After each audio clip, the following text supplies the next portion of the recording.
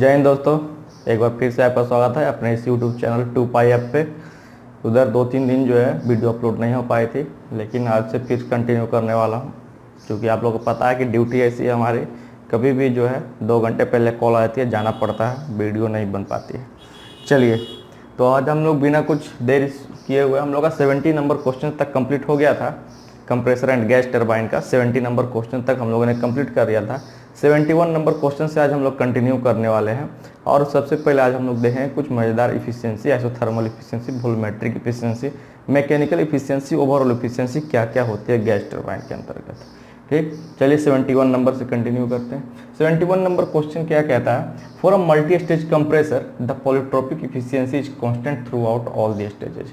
तो multi stages में आप लोग को ध्यान रखना है कि जो पॉलीट्रोपिक इफिशियंसी होगा वो through out all the stages जो है क्या होता है हम लोग का सेम रहता है। तो ये हम लोग का ट्रू है, ये हम लोग का ट्रू हो जाएगा। मल्टी स्टेज कंप्रेसर के लिए हमेशा ध्यान रखना है, हर एक स्टेजेज के लिए, जैसे मल्टी स्टेजेज है कहने का मतलब फर्स्ट स्टेज होगा, second stage, low pressure cylinder, high pressure cylinder, है ना। अलग अलग स्टेजेज के लिए जो पॉलीट्रोपिक जो इफिशियंसी है हम लोग का एक जैसा होता है, सेम होता है। ठीक, 72 the compressor efficiency is defined as the ratio of volume of free air delivery per stroke to the swept volume of the piston.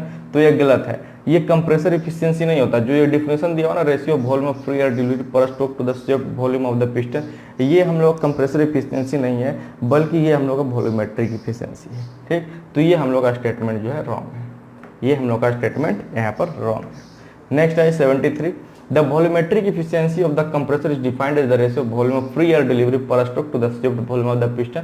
Same वही चीज पूछा है यहाँ पर जो है कंप्रेसर इफिशियंसी के जगह पे हम लोग का वॉल्यूमेट्रिक इफिशियंसी, जैसा कि मैंने अभी आप लोगों को बताया। ठीक, तो इसमें कंफ्यूजन नहीं करना है, सभी इफिशियंसी का डिफिनेशन और फॉर्मूला हमेशा याद रखना है। ओके, आइए next 74 the overall isothermal efficiency of the compressor is defined as. Overall thermal efficiency पूछा है, हम लोग ने वॉल्यूमेट्रिक इफिशियंसी देख लिया, अभी हम लोग का ओवरऑल थर्मल इफिशियंसी पूछा है कि हम लोग का इसमें से कौन सा होगा। तो ओवरऑल थर्मल इफिशियंसी होता है isothermal power to the shaft power और बीपी ऑफ द मोटर और engine required to drive the compressor. ये हम लोग का ओवरऑल आइसोथर्मल इफिशियंसी। अगर सी नंबर का बात करें, जो सी नंबर ऑप्शन है, ये हम लोगों ने देख लिया था अभी कि ये हम लोग का वॉल्यूमेट्रिक इफिशियंसी है। ये क्या है दोस्त, ये हम लोग का वॉल्यूमेट्रिक इफिशियंसी है, इसमें कोई दिक्कत किसी को नहीं होना चाहिए।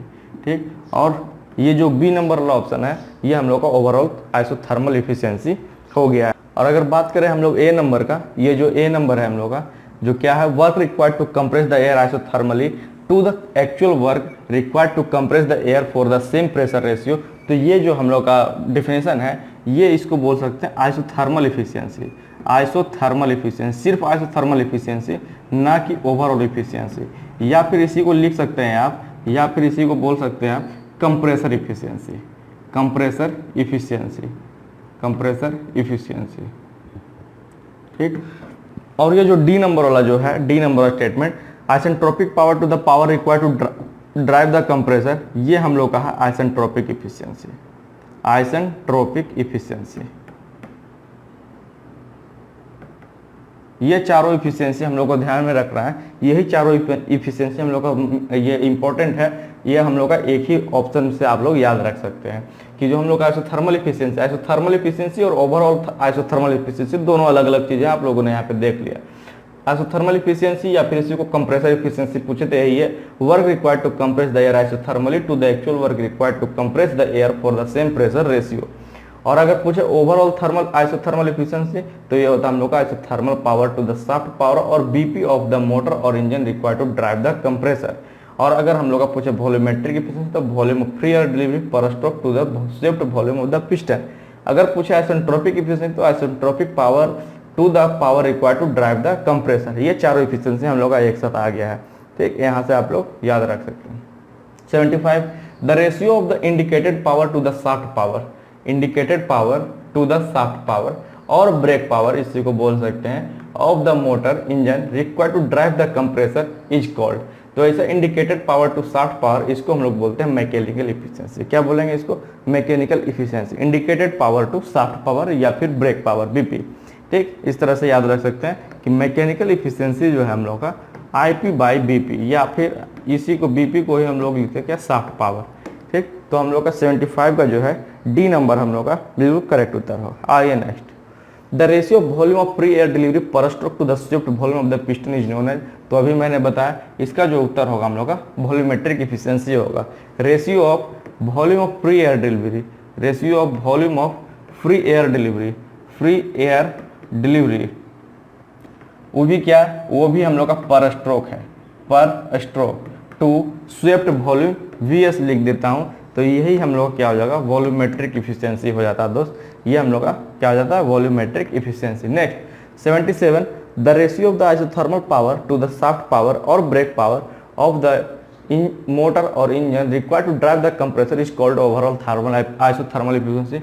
ये भी हम लोगों ने देख लिया था, ये हम लोग करेक्ट है। जो हम लोग का इसमें आया था, देखिए यहाँ पर ये हम लोग का बी नंबर आया था, overall thermal efficiency of the compressor अगर निकालने का बात था, तो वही चीज इसमें ट्रू फॉल्स में दे दिया है। तो 77 का ए नंबर जो हम लोग का बिल्कुल करेक्ट उत्तर होगा। सभी इफिशिएंसी बहुत ध्यान से पढ़ना है, ये सब बहुत इंपॉर्टेंट क्वेश्चन है एग्जाम पॉइंट ऑफ व्यू से।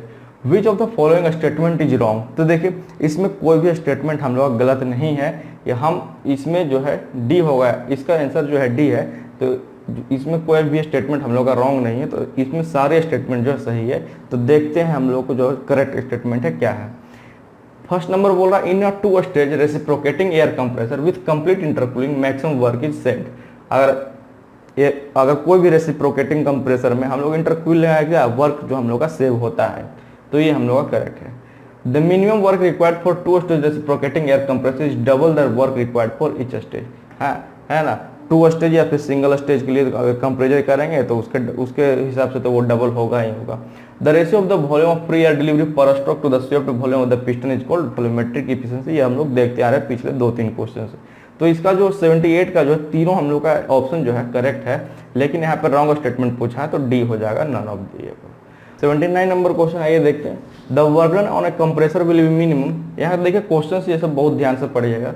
बोल रहा है work done on a compressor will be minimum, कभी मैक्सिमम पूछ देगा तो दिक्कत हो जाएगी, इसलिए मैं बोल रहा हूँ क्वेश्चंस बढ़िया से पढ़ने हैं। तो work done on a compressor will be minimum if air is taken from, है ना। वर्क डन मिनिमम कब होगा, मिनिमम हम लोग का उसी टाइम होगा जब टेम्परेचर का एयर जो है हम लोग का लो कंडीशन में होगा, और मैक्सिमम कब होगा जब टेम्परेचर का कंडीशन हम लोग का मैक्सिमम होगा। ठीक, तो ये हम लोग का यहाँ पर सी नंबर करेक्ट होगा। जब source of low temperature air हम लोग को मिलेगा तो हम लोग का वर्क डन ऑन कंप्रेसर क्या हो जाएगा, हम लोग का मिनिमम हो जाएगा। लेकिन अगर मैक्सिमम पूछता तो source of high temperature air हम लोग लिखते हैं। ठीक, तो इस क्वेश्चन के लिए हम लोग का 79 का जो है हम लोग का सी नंबर जो है करेक्ट होगा। ठीक, आइए next 80 number, volumetric efficiency of A compressor decreases with dash in compression ratio. सीधा सीधी आप लोग याद रखना है कि वॉल्यूमेट्रिक इफिशिएंसी जो है इनवर्सली प्रोपोर्शनल है कंप्रेशन रेशियो का। यहाँ कंप्रेशन रेशियो के से डिनोट किया है, तो के से लिख देता हूँ मैं। ठीक, कंप्रेसर केस में वॉल्यूमेट्रिक इफिशिएंसी के से डिनोट किया है आरएस में। ठीक, कोई दिक्कत नहीं। तो वॉल्यूमेट्रिक इफिशिएंसी जो है हमेशा अभी इसके रिगार्डिंग जो है 3-4 क्वेश्चन आएंगे यहाँ पर। ठीक, कि वॉल्यूमेट्रिक इफिशिएंसी इंक्रीज करेंगे तो क्या होगा, है ना। यहाँ पर पूछा है कि डिक्रीज करेंगे तो कंप्रेशन रेशियो के साथ क्या होगा, तो जैसे यहाँ डिक्रीज पूछा तो यहाँ पर इंक्रीज मार देना, चूंकि इनवर्सली प्रोपोर्शनल है। ठीक, next 81, the clearance volume in the compressor is kept minimum because it effects on volumetric efficiency. Clearance volume बात से क्लियरेंस वॉल्यूम हम लोग सब मिनिमम रखते हैं ताकि हम लोग को वॉल्यूमेट्रिक एफिशिएंसी पे हम लोग का कोई भी असर ना हो, वॉल्यूमेट्रिक एफिशिएंसी हम लोग का घटे नहीं। तो इसलिए हम लोग क्या करते हैं, हम लोग जो है क्लियरेंस वॉल्यूम को मिनिमम करना चाहते हैं। If the clearance ratio for reciprocating air compressor is के, देखिए यहाँ पर लिखा है क्लियरेंस रेशियो था, यहाँ पर जो है कंप्रेशन रेशियो पूछा है, कंफ्यूज हो गया थोड़ा। चलिए, कंप्रेशन रेशियो जो है आर से डिनोट किया जैसे हम लोग ने डिनोट किया था। ठीक, आइए बोल रहा है if the clearance ratio for a reciprocating air compressor is K then its volumetric efficiency is given by. अगर क्लियरेंस रेशियो के है तो वॉल्यूमेट्रिक एफिशिएंसी जो दिया था 1 + k - k × P2/P1 to the power 1/n, जो कि हम लोग का जो बी नंबर जो है बिल्कुल करेक्ट उत्तर होगा। 1 + k - k × P2/P1 to the power 1/n, B number correct उत्तर होगा। वॉल्यूमेट्रिक एफिशिएंसी अगर हम लोग क्लियरेंस जो रेशियो है हम लोग का के है। ठीक, next question, with the decrease in compression ratio, फिर वही क्वेश्चन आया है ना, अगर डिक्रीज इन कंप्रेशन रेशियो तो वॉल्यूमेट्रिक एफिशिएंसी क्या होगा, तो मैंने बताया इन्वर्सली प्रोपोर्शनल होता है, तो डिक्रीज रहे तो इंक्रीज मारना है, इंक्रीज रहे तो डिक्रीज मारना है, इसमें सोचना नहीं है कुछ, ठीक, बिना सोचे कोई दिक्कत नहीं है, इसमें कभी भी गलती नहीं हुई question. 84 in reciprocating air compressor isothermal efficiency is used for all sort of calculation. हाँ, रेसिप्रोकेटिंग एयर कंप्रेसर केस में बोल रहा है कि आइसोथर्मल इफिशियंसी जो होता है हम लोग का जो भी कैलकुलेशन लेंगे उसके लिए हम लोग का यूज होता है आइसोथर्मल इफिशियंसी, तो करेक्ट है। आइसोथर्मल इफिशियंसी को बेस्ड लेकर के ही सभी कैलकुलेशन किया जाता है रेसिप्रोकेटिंग एयर कंप्रेसर में, इसलिए क्वेश्चन आंसर हम लोग का बिल्कुल सही है। The volumetric efficiency of A compressor, फिर वही क्वेश्चन पूछा कंप्रेशन रेशियो, है ना, तो एक इंक्रीज और डिक्रीज वाला मारेंगे, ठीक, डिक्रीज वाला नहीं मारेंगे, इंक्रीज वाला नहीं मारेंगे। दो चीज दिया है, decrease with increase in compression ratio, increase with decrease in compression ratio, है ना। ए और बी नंबर देखिए, दो चीज है हम लोग का, डिक्रीज और इंक्रीज का दिया है केस।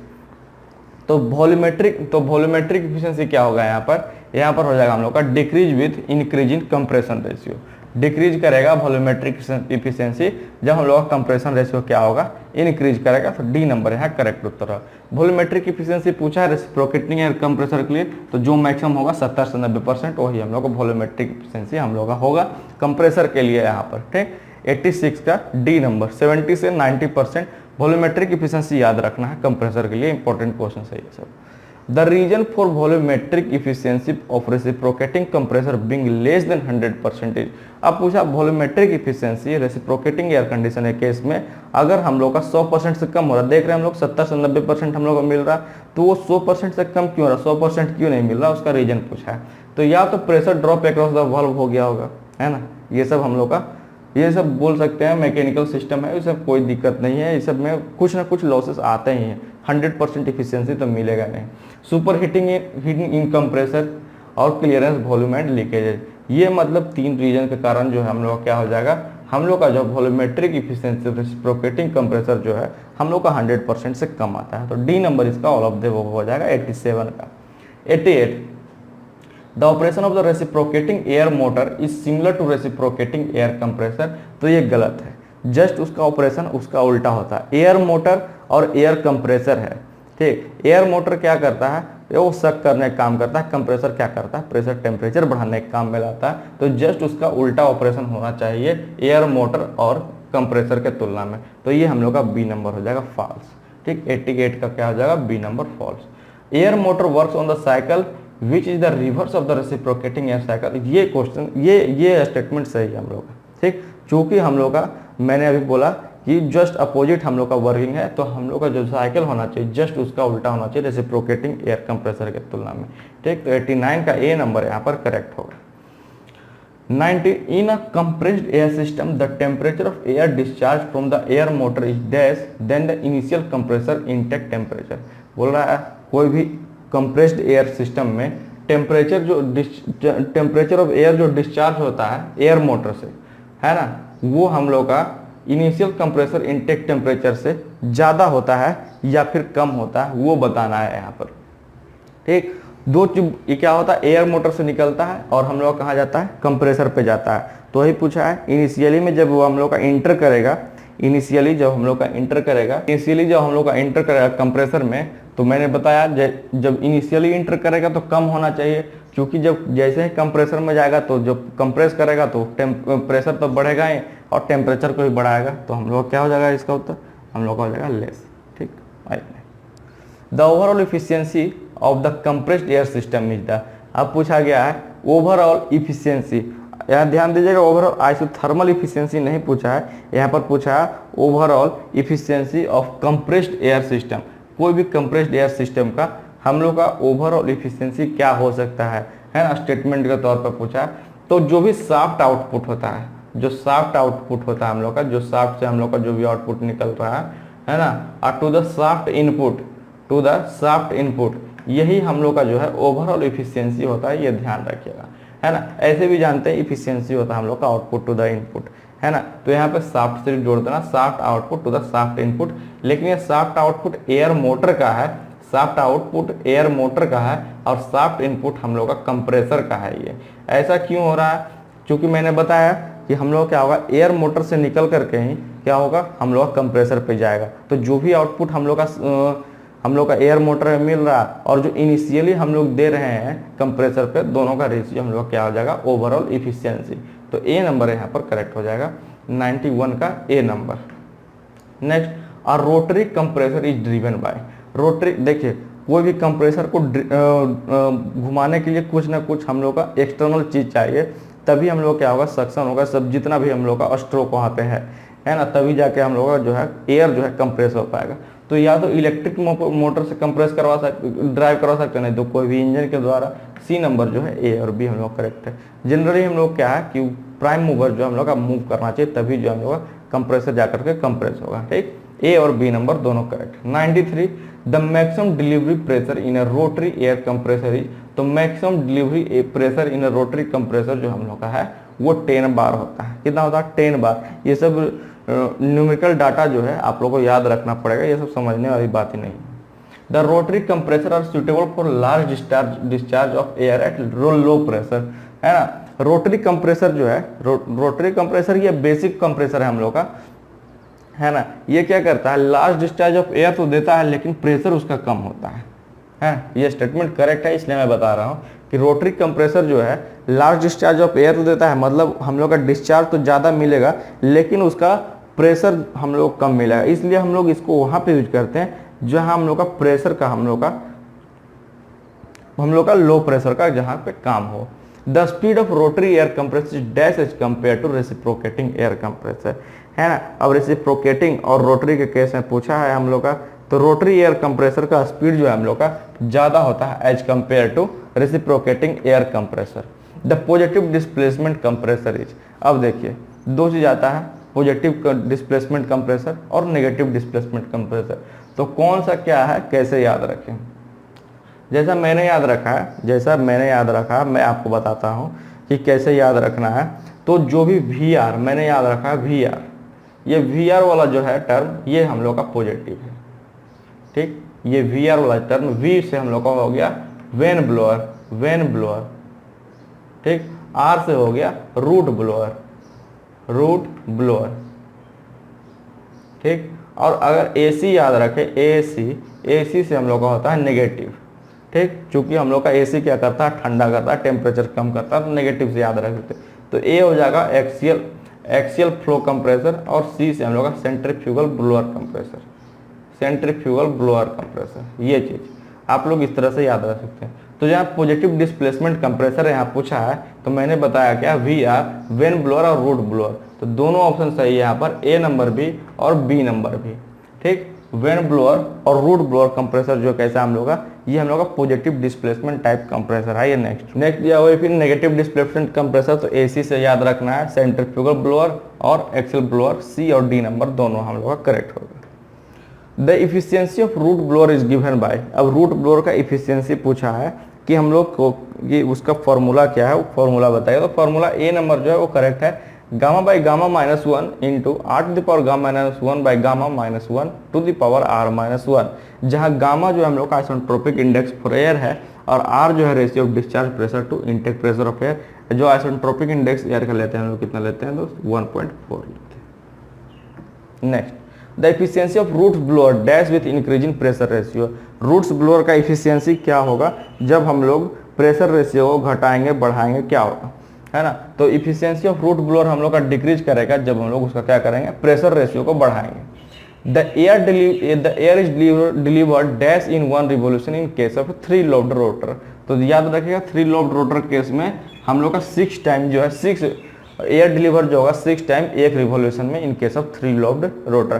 3 लोब्ड कहने का मतलब है कि कंप्रेसर में जो है हम लोग का 3 गो इस तरह से लोब्स बना हुआ रहता है, ताकि हम लोग का क्या हो, ताकि हम लोग का इसमें जो है एयर इंट्रैप हो, हम लोग का जो है प्रेशर का जो ट्रैपिंग, एयर का जो ट्रैपिंग है वो ज़्यादा हो, और हम लोग का जो एयर जो आउटपुट निकल कर गया है वो हम उसका प्रेशर जो हम लोग का ज़्यादा हो, इसलिए हम लोग लोब्स को क्या करते हैं, बढ़ा देते हैं। ठीक, ये हम लोग का 100 क्वेश्चन तक हो गया है। नेक्स्ट स्लाइड में ओपन करता हूँ 101 नंबर से। The increase in pressure in a roots blower is entirely due to back flow of air. Correct है ना। बैक फ्लो ऑफ एयर के कारण ही हम लोग क्या होता है, इंक्रीज इन प्रेशर होता है रूट्स ब्लोअर के केस में। अलग अलग ब्लोअर का केस में अलग अलग कंडीशंस है, ये ध्यान देना है, सभी चीज़ एक ही में नहीं टिक कर देना है। 102 the increase in pressure in a vane blower takes place first due to compression and then due to back flow of air. अब यहाँ पे पूछा है ये द इंक्रीज, अब वेन ब्लोअर के केस में पूछा है, हम लोगों ने यहाँ पर देखा 101 को नंबर क्वेश्चन ये रूट्स ब्लोअर के लिए कि टोटली जो है हम लोग का बैक फ्लो ऑफ एयर के लिए हम लोग का क्या होता है, प्रेशर इंक्रीज कर रहा है। लेकिन अगर वेन ब्लोअर का केस में अगर बात करें हम लोग, वेन ब्लोअर के केस में बात करें तो पहले क्या होता है, पहले कंप्रेशन होगा, उसके बाद जो है बैक फ्लो ऑफ एयर होगा, उसके कारण जो प्रेशर इंक्रीज करता है। 102 नंबर ए नंबर जो है बिल्कुल करेक्ट उत्तर होगा। ठीक, आइए नेक्स्ट। इफिशियंसी पूछा गया वेन ब्लोअर का। वेन ब्लोअर का इफिशियंसी क्या होता है, जहां W1 जो है हम लोग का work done due to compression, W2 work done due to back flow, है ना। तो इफिशियंसी क्या हो जाएगा हम लोग का यहाँ पे वेन ब्लोअर का, वो होता है हम लोग का W2 by W1 plus W2, W2 by W1 plus W2।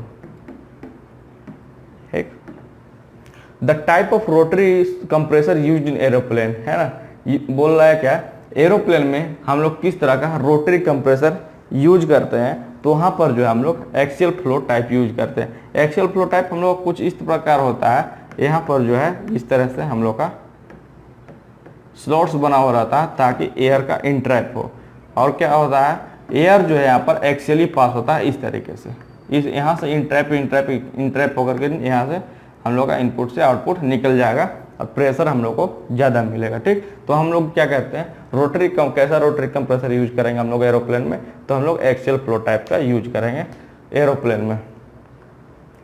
The type of rotary compressor use in gas turbine. अब गैस टरबाइन के केस में पूछा है किस तरह का हम लोग जो है रोटरी कंप्रेसर यूज करेंगे, तो इसमें भी हम लोग एक्सियल फ्लो टाइप ही हम लोग यूज करते हैं।